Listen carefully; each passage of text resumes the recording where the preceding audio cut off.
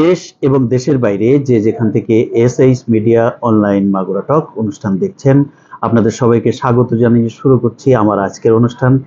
আমার আজকের পর্বের দুইজন অতিথি, দুইজনেই নতুন প্রজন্মের এবং ইয়াং জেনারেশনের নেতৃত্ব দিয়ে থাকেন। একজন হচ্ছে সমাজচিন্তক এবং আরেকজন ব্যবসায়ী প্লাস বিএনপি নেতা। চলুন আমরা তাদের সাথে পরিচিত হই। আমাদের মাঝে রয়েছেন রিয়াজউদ্দিন আহমেদ। উনি সংসদ সদস্য পদপ্রার্থী মাগুরা ২ আসন থেকে। উনি বিএনপি দলীয় রাজনীতির সাথে জড়িত।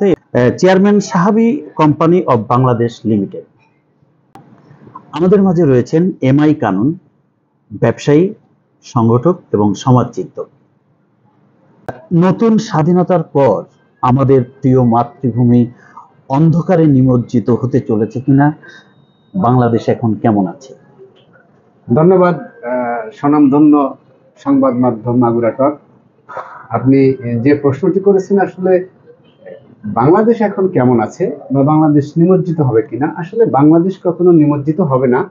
কারণ হলো, এখন যে একটা চাঁদাবাজের একটা দৌরাত্ম্য আপনি দেখেছেন এবং খুন দেখছেন এবং ধর্ষণের যে প্রবণতা বৃদ্ধি পেয়েছে, এতে আশান্বিত হওয়ার কিছু নেই।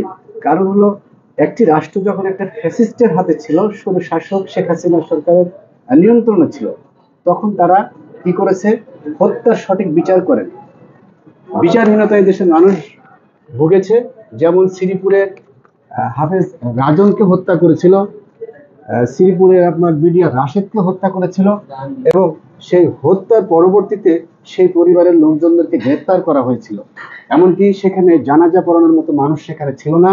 অনুরূপভাবে আমাদের শালিখাতে যুবদল নেতা মশহুরকে নির্মমভাবে হত্যা করেছে এবং ইউনূস বিশ্বাসকে হত্যা করেছে, যাদের বিচার এই বাংলাদেশের মাটিতে হয়নি। শুধু এটাই নয়, আমার মোহাম্মদপুর উপজেলায় স্বনামধন্য একজন শিক্ষক অধ্যক্ষ আব্দুর রউফ সাহেবকে নির্মমভাবে হত্যা করেছে। পাশাপাশি আমার গ্রামে ফটক মিয়ার ছেলে আব্বাসকে হত্যা করে মানে কূপের ভিতরে ফেলে রেখেছে। এভাবেই হত্যা করেছে আব্বাস সদর উপজেলার গোবিন্দপুর বাজার নিজামকে হত্যা করেছে। শত্রুজিৎপুরের ফারুক সাহেবকে রাস্তার উপরে, তাদের জন্য কোনো মানে আইনি কোনো সহযোগিতা তাদেরকে দেওয়া হয়নি। এমনকি মামলা পরিচালনা করার জন্য তাদেরকে কখনো একজন আইনজীবীকেও তাদেরকে দাঁড়াতে দেওয়ার কোনো সুযোগ সৃষ্টি করা হয়নি। এই যে যে বিচারহীনতার একটা প্রবণতা, এই যে অবিচারের একটা মূলত যে অবিচারগুলি ইতিপূর্বে ছিল ফ্যাসিস্ট শেখ হাসিনা সরকারের আমলে, সেই অবিচারগুলি এখন আমাদের সমাজের ভিতরে অক্টোপাসের মতো এখনো দানা বেঁধে আছে। সেখান থেকে বেরোতে কিন্তু খুব অল্প সময় সম্ভব হয় না।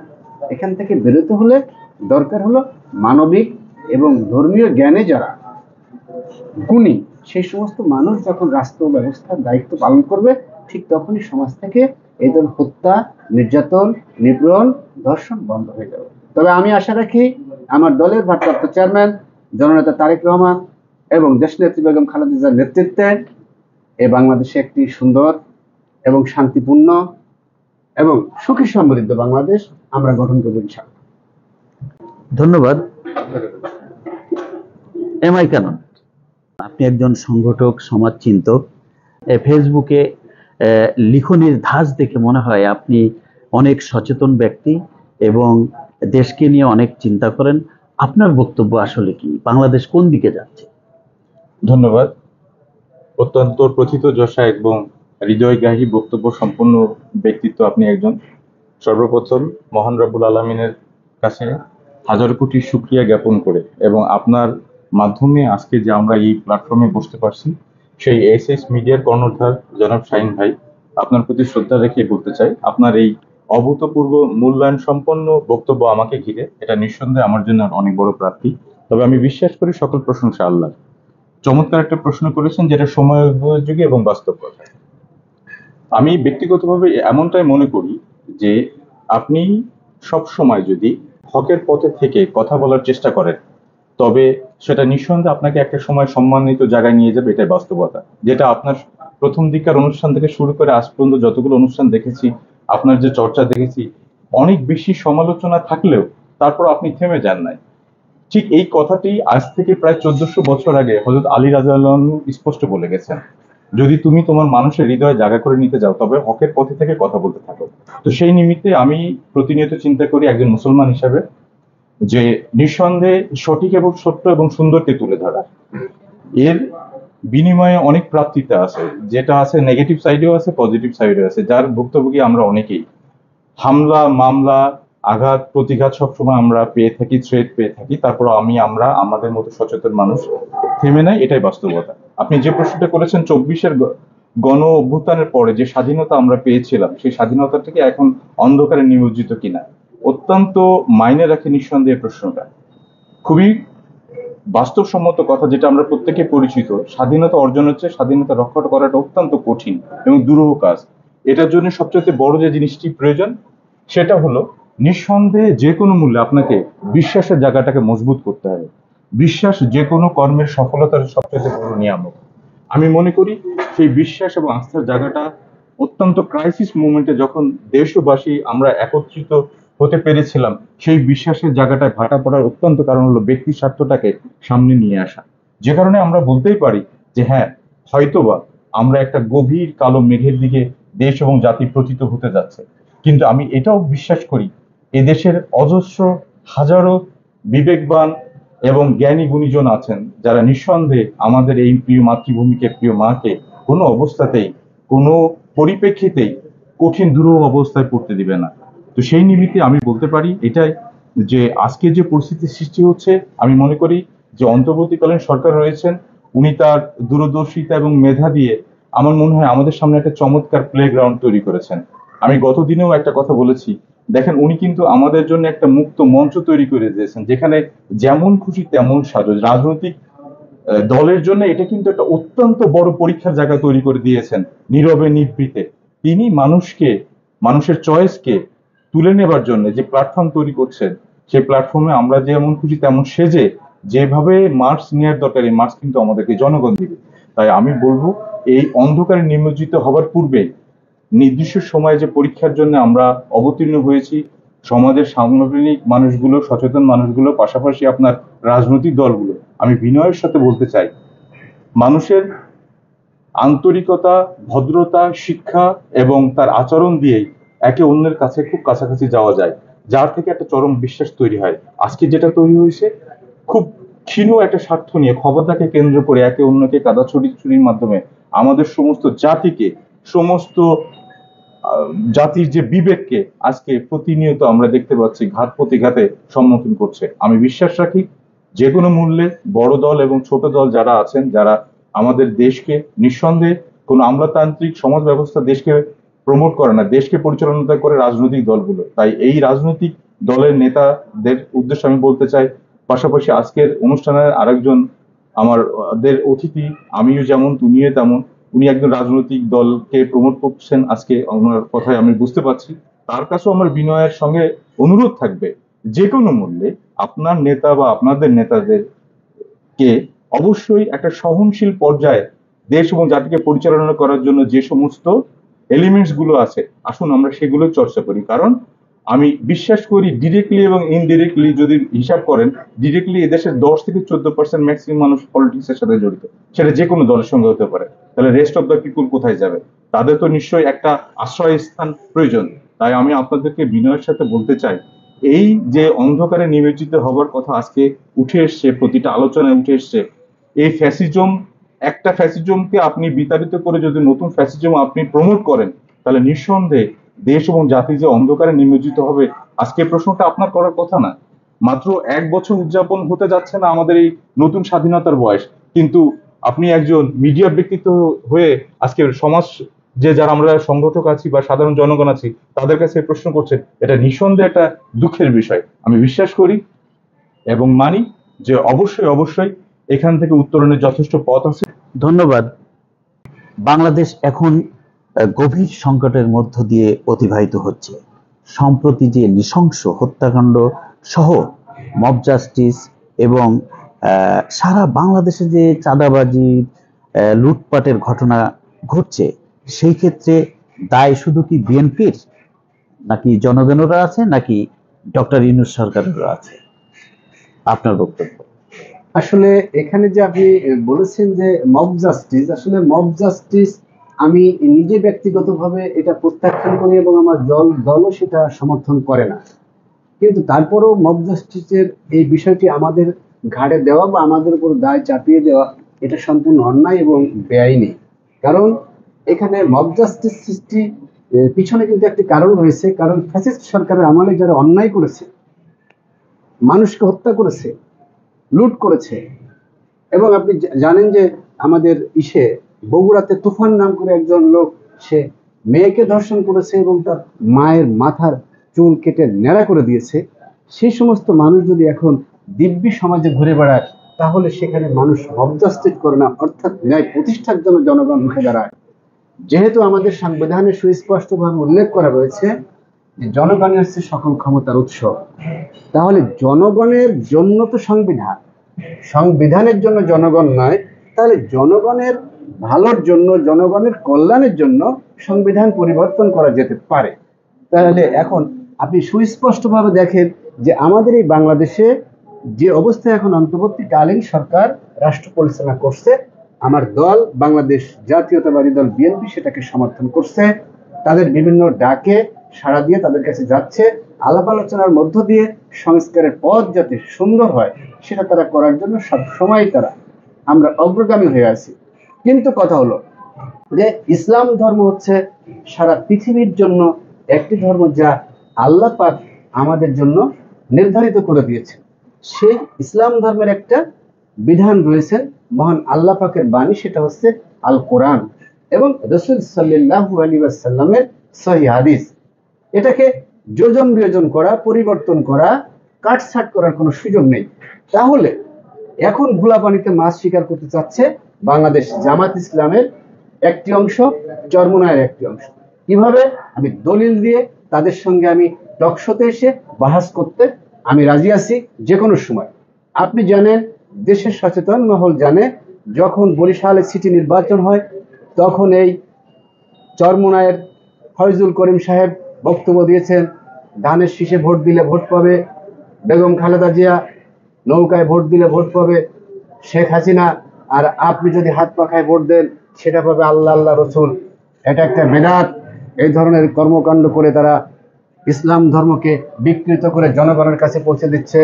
পাশাপাশি আমার মাগুরা জেলা সহ সমগ্র দেশেই দেখা যাচ্ছে জামায়াত ইসলামের লোক, সেদিনকেও আপনার মহানগর জামাতের সেক্রেটারি মাসুদ নাম করে একটি ছেলে, তিনি বক্তব্য দিয়ে বলেছেন সংস্কার করছে প্রফেসর ইউনূস সরকার। সেই ইউনূস সরকার যদি এই সংস্কারের থেকে সরে যায়, সে আল্লাহর কোরআনের থেকে সরে গেল, সে আমাদের দুশমন হয়ে গেল, আমরা তার বিরোধিতা করব। সংস্কারের সঙ্গে আল কোরআনের কি সম্পর্ক আছে? সংস্কারের সঙ্গে আল কোরআনের কোনো সম্পর্ক নেই। আমি জামাত ইসলামকে মনে করে দিতে চাই, ইসলাম ধর্ম নিয়ে আমাদের কোনো বিরোধ নেই। ইসলামের যে আদর্শ আকীদা তা আমরা শতভাগ ইনশাআল্লাহ মেনে চলব এবং ইসলামকে বাদ দিয়ে কখনো দলকে প্রাধান্য দেব না।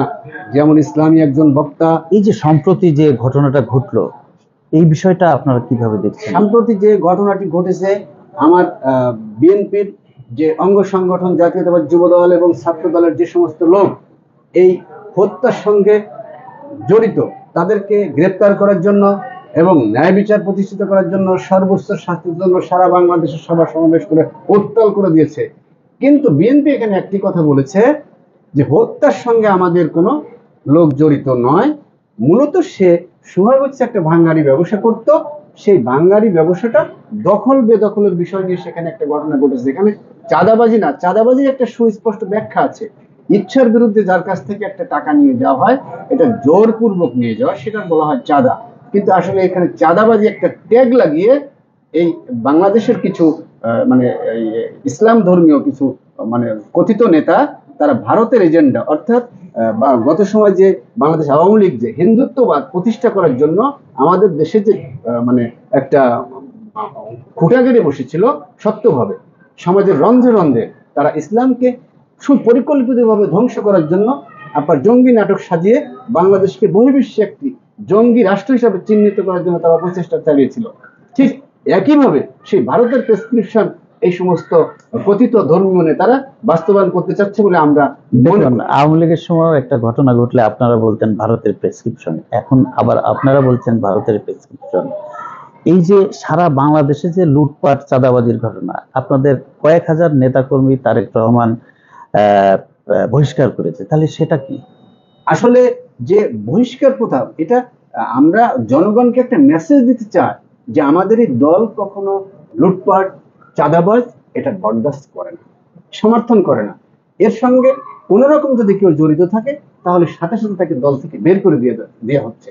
এর মানে প্রতীয়মান হয় যে শহীদ রাষ্ট্রপতি জিয়াউর রহমান আদর্শে গড়া যে দল, সেটা জিয়াউর রহমান আদর্শে বাস্তবায়ন করবে, জনগণের কল্যাণে যা তা করবে, রাষ্ট্র মেরামতের জন্য যা করা দরকার সেটা করবে, দেশের অবকাঠামো উন্নয়নের জন্য যা করা দরকার সেটা করবে, মানুষের অধিকার প্রতিষ্ঠিত করবে, ন্যায় বিচার প্রতিষ্ঠিত করবে, আইনের শাসন বাস্তবায়ন হবে। এটা হচ্ছে একটি রাজনৈতিক দলের কাজ। অর্থাৎ আমি অন্তত ব্যক্তিগতভাবে সেটা নিয়ে আমি শতভাগ কনফিডেন্স আমার ভিতরে কাজ করে, ইনশাআল্লাহ। এমআই কানন, আমি এবার আপনার কাছে আসতে চাই। আপনি তো আসলে সমাজ নিয়ে চিন্তা করেন, আপনি উদীয়মান তরুণ একজন ব্যবসায়ী। আহ, আপনিও তরুণ সমাজের আপনার কথা শুনে, তখন আপনার ফেসবুকে যেভাবে আপনি স্ট্যাটাস দেন, সেখানে কমেন্টগুলো আসে, বা আপনি সামাজিক অনেক কাজের সাথে যুক্ত, আমি যতটুকু জানি বিভিন্ন সামাজিক সংগঠনের সাথে আপনি যুক্ত আছেন। আপনি ঢাকাতে অনেক বড় সংগঠন ঢাকার বুকে একখণ্ড মাগুরার সাংগঠনিক সম্পাদক হিসেবে আছেন। সেই ক্ষেত্রে আপনি এই যে মব জাস্টিস, তারপরে সম্প্রতি যে ঘটনাগুলো ঘটলো, আপনি কিভাবে দেখছেন? ধন্যবাদ। এর থেকে আসলে উত্তরণের উপায় কি? অনেক চমৎকার প্রশ্ন করেছেন আবারও। আমি এই প্রশ্নের জবাব দেওয়ার আগে আমার আজকের অনুষ্ঠানে উপস্থিত আমার শ্রদ্ধেয় বড় ভাই রিয়াজ ভাই সম্পর্কে বলতে চাই। উনি একটা দলের সদস্য হিসাবে ওনার একটা মূল্যবান বক্তব্য পেশ করেছেন। সবচেয়ে দুঃখজনক সত্য, আমাদের সমাজে যখন ঘটে যায় কোনো অন্যায়, সেই অন্যায়কে আপনি খুব গভীরভাবে একটু চিন্তা করলে দেখবেন, এটা অতীতেও দেখেছি। আফটার লিবারেশন বলেন, বিফোর লিবারেশন বলেন, সবচেয়ে মজার ব্যাপার হলো এক শ্রেণীর মানুষ, তাদের কাছে মনেই হয় তাদের রাজনৈতিক সংগঠনের কোনো সদস্য বা কোনো কর্তা ব্যক্তি বা কোনো নেতা, তারা যদি তাদের দ্বারা কোনো ভুল ক্রমে বা ইচ্ছাকৃতভাবে কোনো অন্যায় সংগঠিত হয়, আফসোস তারা সেটাকে স্বীকার করা থেকে দূরে থেকে সেটাকে কিভাবে ডিফাইন করা যায়, সেটাকে কিভাবে তাদের নিজের কাছে স্বীকারোক্তিমূলক জবানবন্দি থেকে দূরে রেখে অন্যের ঘাড়ে দায় চাপিয়ে সমাজ ব্যবস্থাকে প্রতিনিয়ত একটা অন্যায় প্র্যাকটিসের দিকে ধাবিত করে, যেটা আমরা সর্বশেষ ঘটনাও দেখতে পেয়েছি। রিয়াজউদ্দিন ভাই যে কথা বলেছেন, সবচেয়ে আশ্চর্য লেগেছে এটাই, বা এটা অনেক নেতারাও বলছেন। মজার ব্যাপার হলো, প্রথমে তো স্বীকারই করতে চায় না যে তারা একটা সংগঠনের সঙ্গে সরাসরি সম্পৃক্ত। পরবর্তীতে দেখা যায় যে দক্ষিণের যারা সভাপতি এবং সেক্রেটারি আছে তারা তাদেরকে আজীবনের জন্য বহিষ্কার করেছে। আমার বক্তব্য হলো, মব জাস্টিস এই কথাটার মধ্যে থেকে যে জিনিসটা উঠে এসেছে, মব এবং জাস্টিস, এটা কিন্তু দুইটা আলাদা এলিমেন্টস। জাস্টিস মানে কিন্তু ন্যায় বিচার, কিন্তু আনফরচুনেটলি আমাদের বাংলাদেশে এই শব্দটাকে আমরা ন্যায় বিচার প্রতিষ্ঠান নামে নৃশংস হত্যাকাণ্ড এবং বর্বরতার প্রতিনিয়ত চালাচ্ছে। সবচেয়ে মজার ব্যাপার দেখেন, ওই দিন ওই সোহাগ ছেলেটাকে হত্যা করার কিছুক্ষণ আগে টেনে হিস্ট্রে প্রায় অর্ধ উলঙ্গ করে যখন তাকে নিয়ে আসা হয়, তখন কিছু লোক স্লোগান দেয়, আওয়ামী লীগের দোসররা দেরকে এই বাংলায় জায়গা নেয়, জমিনে জায়গা নেয়, বা তাদেরকে হত্যা করবার জন্য একটা লাইসেন্স যেন পেয়ে বসে। আমার বক্তব্য হলো, এদেশের আওয়ামী লীগ যারা করেন তারা কি হিউম্যান বিং না? এদেশের বিএনপি যারা করেন তারা কি হিউম্যান বিং না? এদেশের জামাত বা অন্য কোনো যে যারা দল করেন তারা কি মানুষ না? একটা মানুষকে আপনি হত্যা করার অধিকার আপনাকে কে দিয়েছে? এটা হলো আমার ব্যক্তিগত একদম একান্ত মতামত। আমার বিশ্বাস এটা সাধারণ মানুষের কথা। সর্বপ্রথম স্বীকারোক্তিমূলক জায়গা থেকে যদি আমরা শুরু থেকেই সমস্যাগুলোকে আইডেন্টিফাই করে সমস্যার সমাধান করতে পারি, তাহলে এই এতগুলো শিকড় কিন্তু বিস্তার হয় না। গত সময় শেখ হাসিনার আমি অনেকবার লিখেছি, উনি উনি একজন মানুষ, উনি কিন্তু ফেরেশতা না। আমরা যারা এই দুনিয়ার বুকে জমিনে চলাচল করি, আল্লাহ পাক আসমান এবং জমিনের মাঝখানে যে প্রাণীদেরকে সবচেয়ে বেশি মূল্যায়ন করেছেন সেটা আশরাফুল মাখলুকাত। কিন্তু আফসোস, এই আশরাফুল মাখলুকাতের জন্য কিন্তু উনি শুধু বেহেশত রাখেন নাই, দোজখে রেখেছেন। কেন? উনি বিচার ব্যবস্থা রেখেছেন। আমার বক্তব্য হলো, যদি বিচার ব্যবস্থা আল্লাহ পাক রেখে থাকেন এবং দেশের সরকার ব্যবস্থা আছে, তাহলে কেন আমি আইন হাতে তুলে নেব? তৎকালীন সময় সরকারও দেখেছি তাদের ইচ্ছা মতো মানুষের মতের সাথে না মিললেই তাদেরকে ধরে নিয়ে হয়তো গুম করেছে, হত্যা করেছে। নির্যাতন করেছে, তার প্রকৃষ্ট উদাহরণ আমি নিজে আজকে আপনার সামনে বসে আছি। কি নির্মমতা হয়েছিল আমার সঙ্গে, সেটা না বললেই আমি হয়তো জাতির সামনে আজকে যে বক্তব্যগুলো এই দিচ্ছি। দায়টা কি শুধু বিএনপির? না, আমরা নিশ্চয়ই যারা না। জনগণ তাদের কি নাই? বা এই যে ইউনূস সরকার এখন অন্তর্বর্তীকালীন সরকার ক্ষমতায় রয়েছেন, ওনারকে ওনার ওনার যে বডিগুলো আছে আইন শৃঙ্খলা বাহিনী, তারা কি জানতেন না? বা তারা কি করছেন? চমৎকার বলেছেন, নিঃসন্দেহে তারা জানতেন। He is a nice game player and political player. অনেকে তাকে বলে থাকেন যে he is not a political guy. আমি বলবো উনি রাজনীতির একজন শিক্ষক। উনি হয়তো রাজনীতি থেকে দূরে, বাট রাজনীতির শিক্ষক। আপনার এই প্রশাসনের দুর্বলতা অবস্থা দেখে আপনার কি একটু মনে হয় না, আপনি তো যথেষ্ট একজন স্বনামধন্য ব্যক্তিত্ব, একজন চমৎকার ভাবে আপনি খোঁজ রেখে সংবাদ পরিবেশন করেন, আপনার কাছে কি মনে হয় না যে ওনার কাছে তথ্য উপাত্ত নাই দেশে কি চলছে? মূলত উনি দেশের মানুষের একটা বড় অংশের চাহিদা, যে আসল মানুষের রূপটাকে তুলে ধরবার জন্য একটা যে পরিস্থিতি দরকার, সেই গেম প্লেটাই উনি করছেন। এটা আমার আমার একদম নীরবে নিবৃত আমি বলতে পারি। পাশাপাশি আমি বলবো যে মব জাস্টিসের ব্যাপারে সবচেয়ে দুর্ভাগ্যজনক হলো সত্য যে আমরা এখন মানুষরা ভিডিও করতে পছন্দ করি, আমার দাঁড়িয়ে দাঁড়িয়ে ভিডিও করছে, আবার কিন্তু যে ক্যামেরা আফসোস, ভিডিও করছে, মানে একদম মনে হচ্ছে পরিকল্পিত। অনেক বিশেষজ্ঞরাই কিন্তু এগুলো বলছে। এটা হতে পারে, এটা অসম্ভব কিছু না। অতীতেও আমরা দেখেছি ডিজিএফআই, এনএসআই, গভর্নমেন্টের অত্যন্ত বড় বড় এলিমেন্টস গুলোকে, চমৎকার উপাদানগুলোকে অনেক সময় আহ, তৎকালীন সময় সরকার ব্যবস্থায় তারা তাদের হীন স্বার্থের জন্য অনেক কিছু করতে পারে। আমি নট শিওর অ্যাবাউট ইট, আমি ডেফিনেটলি এটা বলবো না। তবে আজকের যে এই আপনি প্রশ্ন করেছেন যে এই মব জাস্টিস থেকে কি বের হয়ে আসা সম্ভব কিনা, ডেফিনেটলি সম্ভব। আমি আপনাকে একটা কথা বলতে চাই, আমি সবসময় একটা কথা বলি বা বলেই থাকি, এটা খুব পছন্দ করি, garbage in garbage out. It's mean that আপনি যদি কোনো জায়গা থেকে গার্বেজ ঢোকান, আপনার আউটপুট কিন্তু আলটিমেটলি ওখানে গার্বেজই আউট হবে। রাজনীতিতে শিক্ষিত, ভদ্র, মার্জিত এবং যারা বংশীয় মানুষ, আজকে প্রতিটা দলেই দেখা যাচ্ছে, অধিকাংশ দলে আমি বলবো অধিকাংশ বড় দলেই তাদের অনুপস্থিতিটা সবচেয়ে বেশি। এবং দুর্ভাগ্যজনক হিসাবে দেখেন, আপনি যদি একটি জেলা শহরে যান, সেই জেলা শহরের ছাত্র সংগঠন সেটা যে কোনো দলের হোক না কেন, আপনি বলতে পারবেন তাদের ক্যারিয়ারটা কি, তাদের ব্যাকগ্রাউন্ডটা কি। এমনকি আমি দ্যাট থিন কন্টাস্টকে বলতে চাই, অনেকে ডোপ টেস্ট করলে দেখবেন যে আপনি easily you can find out তারা তারা তারা কিন্তু অ্যাডিক্টেড তারা। তাহলে আপনি, এই জন্য বলছি যে আপনার শুরু থেকে as a leader, as a team leader, as a party leader, as a family leader, আপনার যদি জাস্টিস ডেভেলপ করতে হয়, তাহলে সর্বপ্রথম পরিবার এবং সমাজ থেকে সেটা উঠে আসা উচিত, ইমিডিয়েটলি আপনার দল থেকে। আমি সেজন্য বলছি, আমি বিনয়ের সাথে অনুরোধ করব জনাব তারেক রহমান, উনি অত্যন্ত বিচক্ষণ একজন মানুষ এবং চমৎকার স্পিচ ডেলিভারি দেন, sober sophisticated and nice guy undoubtedly, but ওনার কিছু যথেষ্ট সীমাবদ্ধতা রয়েছে। আমার বিশ্বাস হুঙ্কার দিয়ে একজন লিডার যদি বলেন যে এই মুহূর্তে থেকে না, ও আগে থেকে যদি এরকম ইনিশিয়েটিভ দলের চর্চা করতেন যে আমি 5 কোটি মানুষকে এক পাশে উনি চিন্তা করেন আর 5,000 মানুষকে এক পাশে চিন্তা করেন।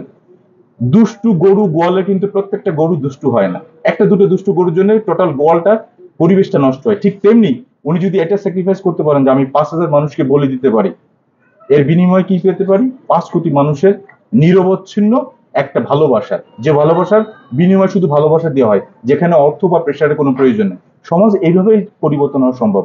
আমি আজকের উপস্থিত আমার আমার রিয়াজউদ্দিন ভাইকে বলবো, আপনি যেহেতু একটা দলের সঙ্গে সম্পৃক্ত আছেন, আপনি আগামীতে আবারও চিন্তা করছেন যে জাতীয় সংসদে নির্বাচন করবেন।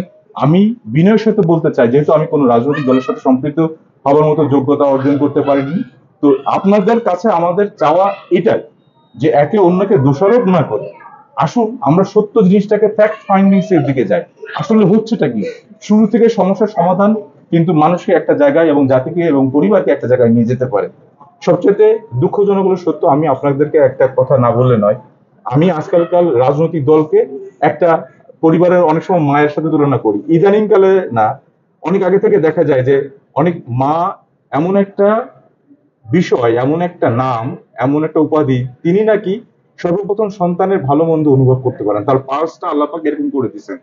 এমন তো অবস্থায় দেখা যায় যে অনেক মা জানে কিন্তু তার মেয়ে কোথাও না কোথাও সম্পর্ক করছে, কিন্তু সে সেটাকে হাইড করে। আপনি যখন হাইড করবেন পরিবারের মানুষের কাছে, দিন শেষে কি হয়, তার মেয়ে যখন একটা অঘটন ঘটায় তখন নাম, ইজ্জত, তার আগামী দিনের পথ চলা সবকিছু প্রতিবন্ধকতায় অর্পিত হয়। আমার বক্তব্য হলো এটাই যে পরিবার থেকে যদি আপনি বাধা হতে পারেন অন্যায়ের, তবে সমাজে সেটা সৃষ্টি হবে, সমাজ থেকে দেশে। জাতিতে ছড়িয়ে পড়বে। সেজন্য আমি বলি, আমি প্রত্যেকটা সমস্যার মধ্যে অজস্র সমাধান খুঁজে পাই। আমি ছোট্টভাবে দেখেছি, আমি অনেক কাজ করতে গিয়ে দেখেছি প্রতিবন্ধকতা আসবে। শাহিন ভাই, আপনি কি অস্বীকার করতে পারবেন যে আপনাকে নিয়ে অসম্ভব বাজেভাবে উপস্থাপন করা হয়? হ্যাঁ, করে। ইভেন তো আজকে এই প্রোগ্রাম শেষেও আমার বিশ্বাস এক শ্রেণীর মানুষ, এক শ্রেণীর ভদ্রলোকরা আছেন, তার অসম্ভব ন্যারেটিভ খুঁজে পাবে Comment নেগেটিভ করবে। ওয়েতে, নেগেটিভ ওয়েতে, আমাকে নিয়ে, আপনাকে নিয়ে, আমাদের ভাইকে নিয়ে, আমি জানি না, but it's never miss that যে আপনি থেমে যাবেন। সমালোচনা ওই মানুষগুলো করে যারা আলোচনা করতে পছন্দ করে। তবে এটা ঠিক, অ্যাজ এ হিউম্যান বিং যেটা দেখা যায়, আমরা মানুষরা নেগেটিভিটিটাকে সামনের দিকে প্রমোট করতে চাই। তাই এই অসম্ভব অনাকাঙ্ক্ষিত পরিবেশের ভিতরে আমি আশাবাদী মানুষ হিসেবে বলতে চাই, আসুন 24-এর সেই অভ্যুত্থান যেটা হয়েছিল, সেই অভ্যুত্থানের সেই মর্মকথা, সেই বিশ্বাস, সেই ভালোবাসাটাকে আমরা একত্রিত করে আমরা দেশ ও জাতিকে ডেফিনেটলি একটা ভালো জায়গায় নিয়ে যেতে পারি। অতএব এখানে শঙ্কার কিছু নাই, যথেষ্ট সম্ভাবনা আছে। ধন্যবাদ এমআই কানন। আমি এবার যেতে চাই আমার 2 আসনের রাজনীতিবিদ রিয়াজউদ্দিন ভাইয়ের কাছে। আপনি তো শুনলেন একজন সমাজচিন্তক, সাংগঠনিক সংগঠক, মাগুরাকে নিয়ে অনেক চিন্তা ভাবনা করে, দেশকে নিয়ে অনেক চিন্তা ভাবনা করে, তার বক্তব্য শুনলেন। আপনি আর কি বলতে চান, এই বিষয়ে কোনো কথা বলতে চান? ধন্যবাদ আপনাকে। আজকে আরেকজন অতিথি হিসেবে উপস্থিত আছেন আমাদের মাগুরার কৃতি সন্তান এবং বিশিষ্ট ব্যবসায়ী, এবং সমাজ নিয়ে তিনি যথেষ্ট চিন্তা করে, যেটা আমার জানা ছিল না। তা আপনার এই মাগুরা টকের মাধ্যমে জানতে পেরে আমি খুবই আনন্দিত। তবে সে যেভাবে রাজনৈতিক নেতাদের উপরে দোষ চাপালেন যে আমরা লুকানোর চেষ্টা করি অপরাধীকে, আসলে বিষয়টা এমন নয়। হয়তো দলের কেউ না কেউ আমাদের দলের হাইকমান্ডকে ভুল ইনফরমেশন দেয়, যেটা দলের যে হাইকমান্ড থাকেন তিনি সেটা হয়তো গ্রহণ করেন। তার মানে এই নয় যে পুরো দলটাই এমন। তা যাই হোক, এখানে রাজনৈতিক নেতাদের যে আদর্শ বা কিছুটা খারাপ দিক আছে, সেই দিকগুলি কিন্তু আপনাদের মতো যারা ব্যবসায়ী বা সমাজপ্রতি বা সমাজের সাদা মানুষ, সেই মানুষগুলির কাজ হচ্ছে এগুলি তুলে ধরা। আর যদি রাজনৈতিক দল হিসাবে দীর্ঘদিন একটি রাষ্ট্র পরিচালনা করতে চায়, তাহলে সে কিন্তু আপনার এই ভালো কথাটা গ্রহণ করবে। আর যারা না করবে তারা কিন্তু আজ হোক কাল হোক নিমজ্জিত হবে। তা আমি আসলে বলতে চাই এই কথাটা, যে শুধু রাজনৈতিক নেতাদের উপরে দোষ চাপালে হবে না। যারা সমাজপ্রতি, যারা কৃষক, শ্রমিক, কুলি, মজুর, কাঠমিস্ত্রি আছে, কবি, সাহিত্যিক, সাংবাদিক আছে, ঠিক তারাও কিন্তু রাষ্ট্র গঠনে যথেষ্ট অবদান রাখতে পারে। যেমন আপনার 52-তে যখন এদেশে ভাষা আন্দোলন হয়েছে, সেই ভাষা আন্দোলনে সব রাজনৈতিক নেতারা মারা যায়নি। 71 সালে যখন যুদ্ধ হয়েছে, এই দেশ স্বাধীন হয়েছে, তখন তো রাজনৈতিক নেতৃবৃন্দ ঘর থেকে অনেকে পালিয়ে চলে গেছে। তখন ওই শহীদ প্রেসিডেন্ট জিয়াউর রহমানের তো মানুষ স্বাধীনতার ঘোষণা দিতে হয়েছে। তখন কিন্তু দেখা গেল মাগুরার মানুষ রাস্তায় নেমে পড়েছে। আরো একটি বিষয় আমি আপনাদের মনে করে দিতে চাই, এই অন্তর্বর্তীকালীন সরকার আসার পরে যে নতজন একটি সরকার, অর্থাৎ ভারতের প্রেসক্রিপশনে এদেশে এই ফ্যাসিস্ট শেখ হাসিনা সরকার এই বাংলাদেশ পরিচালনা করত, সেইটাকে বর্তমান অন্তর্বর্তী সরকার কিছুটা অগ্রগামী করেছে এবং সাহসী ভূমিকা নিয়েছে। এই সাহসী ভূমিকা নেওয়ার কারণেই আপনি দেখেছেন যে সীমান্তে যে হত্যা হয়েছে, তখন আমার কৃষক ভাই বিএসএফ এর সামনে সোজাসুজি হাতে কাঁচি নিয়ে সে তাকে ধাওয়া করেছে যে আমার সীমানায় তুমি ঢুকলে তোমাকে আমি হত্যা করে দেবো। আমি যতক্ষণ পর্যন্ত বেঁচে আছি, আমি কৃষক, ততক্ষণ পর্যন্ত আমার মাতৃভূমিকে রক্ষা করার জন্য আমি প্রাণপণ চেষ্টা করে দেবো। এ থেকে প্রতীয়মান হয়, এই বাংলাদেশে যতগুলো দুর্যোগ এসেছে তখনই সাধারণ মানুষ ঝাঁপিয়ে পড়েছে। বাংলাদেশ যদি কোনো কিছু অর্জন করে থাকে, সেখানে আপনাদের মতো সমাজপতি, ওই কৃষক, শ্রমিক, তাদের অবদান রয়েছে, রাজনীতিবিদদের অবদান আছে। আমি আরেকটি প্রশ্ন করতে চাই, যে এই যে আপনাদের দলের উপর যে একটা ব্লেম গেম হচ্ছে এবং তারেক রহমানকে একটা ট্যাগ লাগানোর বিষয়টা, তাই না? এই বিষয়টা আপনার বক্তব্য আসলে কি, যেমন এই আমাদের এটা ধর্মীয় ভাবে আমি বলতে চাই যে খেলাফতের মধ্য দিয়ে, অর্থাৎ নির্বাচনের মধ্য দিয়ে একজন একটি রাষ্ট্র ব্যবস্থা এসে ইসলামী রাষ্ট্র কায়েম করতে চায়, সম্পূর্ণ একটা অসত্য, বিভ্রান্তিমূলক কথা এটা। কারণ হলো কি, আপনি যখন ইসলামী শাসন দেশে বাস্তবায়ন করতে চান, কিন্তু আপনি যখন নির্বাচন করেছেন তখন তো আপনাকে একজন বিধর্মী ভোট দিয়েছে, অর্ধলুঙ্গ পড়া একটি মহিলা আপনাকে ভোট দিয়েছে। এখন যদি আপনি ক্ষমতা এসে ইসলামী শাসন, কোরআনের আইন যদি বাস্তবায়ন করতে চান, তাহলে কি আপনার ওই বিধর্মীর পক্ষে কি সেই আইন বাস্তবায়ন করা সম্ভব হবে? অতএব এই যে একটা ব্ল্যাকমেইল জনগণকে করতেছে, গ্রামের সাধারণ মানুষকে ব্ল্যাকমেইল করে ইসলামকে জাস্ট একটা ওই বিকেন্দ্রীকরণ করে মানুষের কাছে তুলে ধরা হচ্ছে, এটাই হচ্ছে ট্যাগ। এর ক্ষমতায় আসার ক্ষেত্রে এ ধরনের ট্যাগ ইতিপূর্বেও ছিল, এখনো আছে, ভবিষ্যতেও থাকবে। তবে আমি এ কথাটা সকলের জন্য বললাম, যেভাবে হাসিনা সরকার এই দেশ থেকে পালিয়ে চলে গিয়েছে, ঠিক তার থেকে ভয়ঙ্কর একটা ট্যাগ নিয়ে বর্তমান কিছু কথিত ধর্মীয় নেতারা মাঠে নেমেছে। যেমন আপনি ইসলামী শাসন ব্যবস্থা যদি একটি রাষ্ট্রে করতে চান, তাহলে সেই রাষ্ট্রের প্রত্যেকটা জনগণ বা প্রত্যেকটা মানুষকে সেই ধর্ম প্রসঙ্গে তাকে আগে বুঝাতে হবে, তার আকীদাকে পরিবর্তন করতে হবে। আপনি যতক্ষণ পর্যন্ত আকীদা পরিবর্তন না করতে পারবেন, তাকে বুঝাতে না পারবেন, ততক্ষণ পর্যন্ত আপনি এই রাষ্ট্রে ইসলামী শাসন বাস্তবায়ন করতে পারবেন না। এবং আপনি জেনে রাখেন, এই জামাতে ইসলাম নামক যে একটা রাজনৈতিক দল, তাদের রেজিস্ট্রেশনের সময় সেখানে সুস্পষ্টভাবে হযরত মুহাম্মদ সাল্লাল্লাহু আলাইহি ওয়াসাল্লামের নামটা বাতিল করেছে, তাদের গঠনতন্ত্রে নেই। এবং তাদের গঠনতন্ত্রে লেখা ছিল ইসলামী শাসন, সে শব্দটিকে তাদেরকে কেটে দিতে হয়েছে। তারা যদি তার মানে এই যে ঘটনাগুলো ঘটছে, এই যে আপনারা কি জামাতকে দায়ী করছেন? আমরা দায়ী করছি যে জামাতকে দায়ী করেছি, মানে তাদের কর্মকাণ্ডকে আমরা দায়ী করেছি, কর্মকাণ্ডকে দায়ী। আমি জামাতকে দায়ী করি নাই। তারা যে ধন্যবাদ।